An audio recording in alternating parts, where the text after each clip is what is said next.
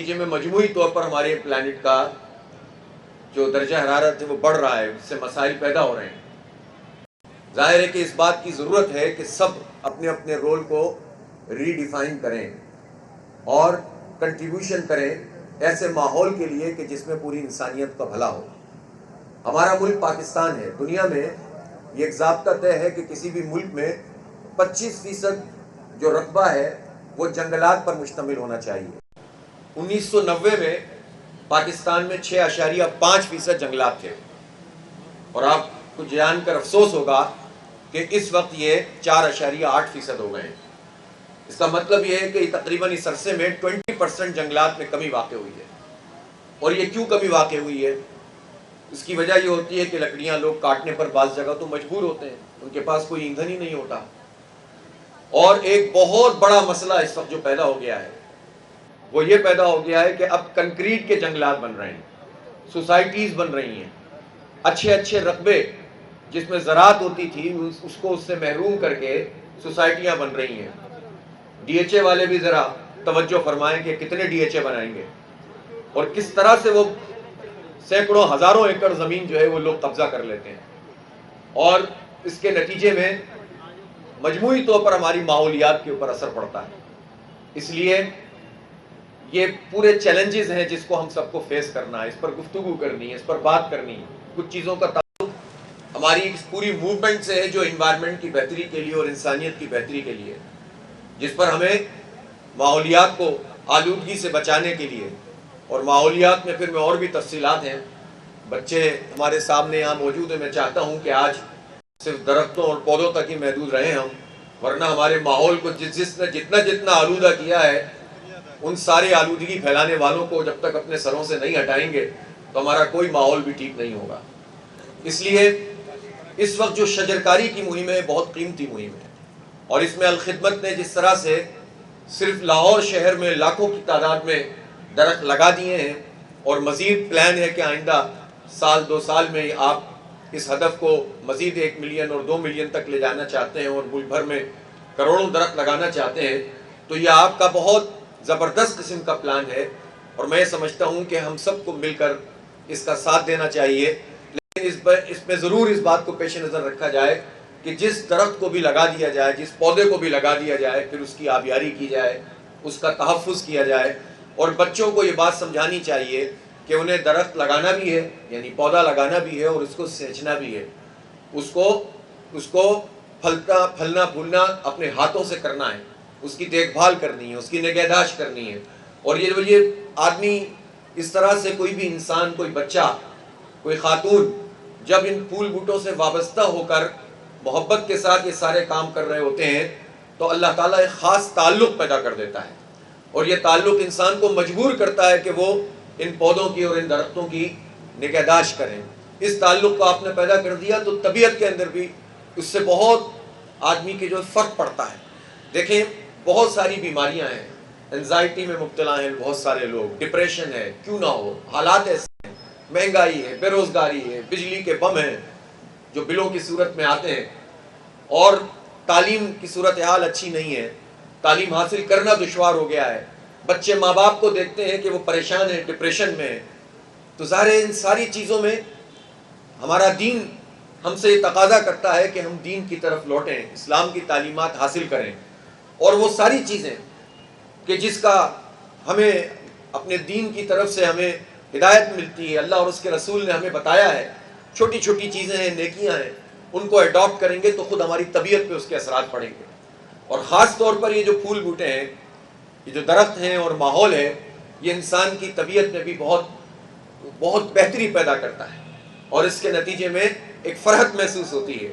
اور پھر جب اجر کی نیت سے آپ کریں گے، کام تو لوگ کر ہی رہے ہوتے ہیں، درخت اگر بہت سارے لوگ لگا رہے ہوتے ہیں، لیکن اجر کی نیت سے لگائیں گے کہ یہ صدقہ جاریہ بنے گا، اس سے کاربن ڈائی آکسائڈ یہ ایبزورب کرے گا، یہ آکسیجن پھیلائے گا، اس سے ماحول میں کوئی نہ کوئی کنٹریبیوشن ہوگا، اور اس سے اللہ تعالیٰ خوش ہوگا، تو آپ کا یہ عمل عبادت بن جائے گا، اور آپ عبادت سمجھ کر جب اس کام کو کریں گے تو آپ سوچیں کہ اللہ تعالیٰ کتنے اجر سے آپ کو نوازے گا۔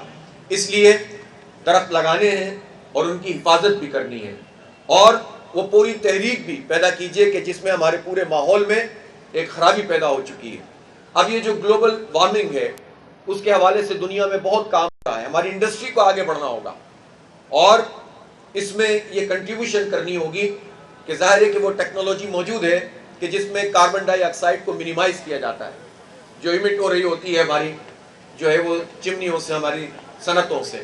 اسی طرح سے ہر ایک کو ایسے پارک بنانے ہوں گے, گرین پارک, کہ جس میں ہم کنٹریبیوٹ کر سکیں کہ کون سی انڈسٹری کتنے درخت لگا رہی ہے. دنیا میں اس پر قوانین بن چکے ہیں اور جتنا کنٹریبیوشن کوئی انڈسٹری کرے گی تو اس کو اسی طرح سے اس کی رینکنگ ہوگی. اسی طرح سے اسکولوں کی رینکنگ, کالجوں اور یونیورسٹیوں کی رینکنگ بھی اس حساب سے ہو جائے تو ہم سب مل کر اس میں کنٹریبیوٹ کرنا شروع کریں گے. ہمارا ملک بہت بہترین ہے, اس میں دریا بھی ہیں, پہاڑ بھی ہیں اور اس میں بہترین پورا ماحول ہم اپنے ہاتھ سے اگر نہ بگاڑیں تو یہ ہمارے لیے ایک بہترین ملک ہے. ہمیں اس ملک کو سنوارنا ہے, اپنا کنٹریبیوشن کرنا ہے, اپنے حصے کا دیا جلانا ہے اور پھر مجموعی ماحول کو ٹھیک کرنے کے لیے اپنا کردار ادا کرنا ہے. ایک مرتبہ پھر میں تمام والنٹیئرز کو مبارکباد پیش کرتا ہوں, خاص طور پر یہ ننھے منھے بچوں کو. اللہ تعالیٰ ان کو سلامت رکھے, اللہ تعالیٰ ان کو خوش رکھے. ہمارے بیٹے بیٹیاں سب یہاں پر آئے ہوئے ہیں, درخت لگائیں, درخت کی دیکھ بھال کریں, درخت اگائیں اور اس پورے عبادت والے کام میں اپنا حصہ ڈال دیں. بہت بہت شکریہ. وآخر دعوانا الحمدللہ رب العالمین.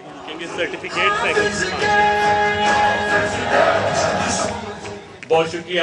حافظ نعیم الرحمان صاحب آپ سے مخاطب تھے اور ابھی جو اس پوری میگا پلانٹیشن ڈرائیو کو خوبصورت بنانے میں جن کا بھی کردار رہا, کچھ لوگوں کو بہرحال ہم ٹوکن آف اپریسیشن میں درخواست کروں گا. ہمارے جو اس وقت والنٹیئر ٹیم ہے وہ سوینئرز اور سرٹیفکیٹس ان ناموں کے جو ہے وہ یہاں اسٹیج پر لے آئیں اور ان کے ساتھ میں درخواست کروں گا ڈاکٹر اسحاق مانگڑ صاحب سے اور سید احسان اللہ وقاص صاحب سے. انجینئر احمد حماد صاحب یہاں پر موجود ہیں, میں ان سے درخواست کروں گا کہ سر آپ ہمیں اسٹیج پر جوائن کریں. سب سے پہلے میں درخواست کروں گا شعیب احمد قریشی صاحب, ایکڈیمک کوارڈینیٹر ہیں بیکن ہاؤس اسکول سسٹم کے. میں ان سے درخواست کروں گا آپ کی بھرپور تالیوں میں جتنے بھی لوگ ہیں انہوں نے اس پروگرام کو خوبصورت بنانے میں اپنا کردار ادا کیا تو یہ جو ہے وہ سرٹیفکیٹ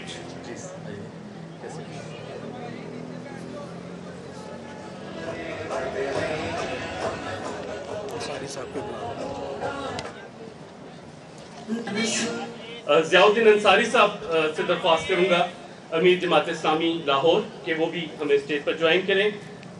شعیب احمد قریشی صاحب کے بعد شہیر احمد قریشی صاحب, ان کے صاحبزادے ہیں, وہ بھی یہاں پر موجود ہیں, جو پریزیڈنٹ ہیں ماڈل یونائٹڈ نیشنز کے. میں ان سے درخواست کروں گا کہ وہ بھی یہاں اسٹیج پر ہمیں جوائن کریں.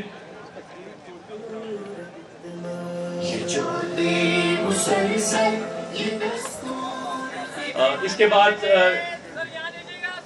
ڈاکٹر فرح رحمان, یہ پی ایچ ڈی اسکالر ہیں اور پریزیڈنٹ ہیں UEIANS الومنائی یونیورسٹی آف ایجوکیشن سے, کہ وہ بھی آئیں اور اپنا سینئر جو ہے وصول کریں.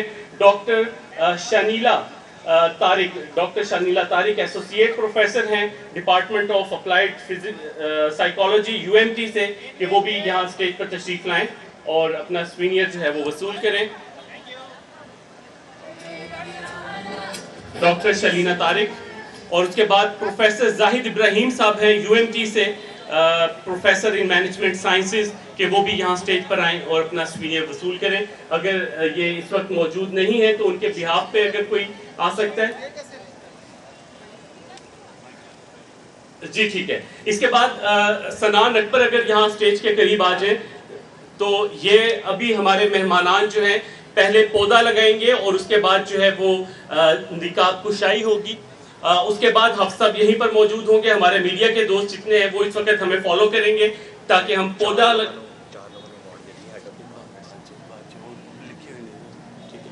جی پلیز آپ لیڈ کریں. سنان صاحب آپ کہاں سے ہم لوگ جائیں گے اور جتنے بھی والنٹیئرز ہیں وہ آ جائیں. حفظ صاحب اور باقیہ مہمانان جو ہیں وہ پلیز یہاں پہ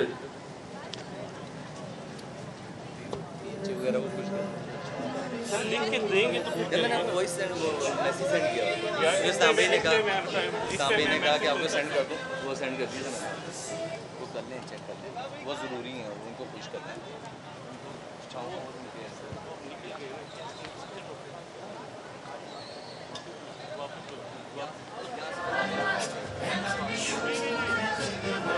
درخشاں ستارے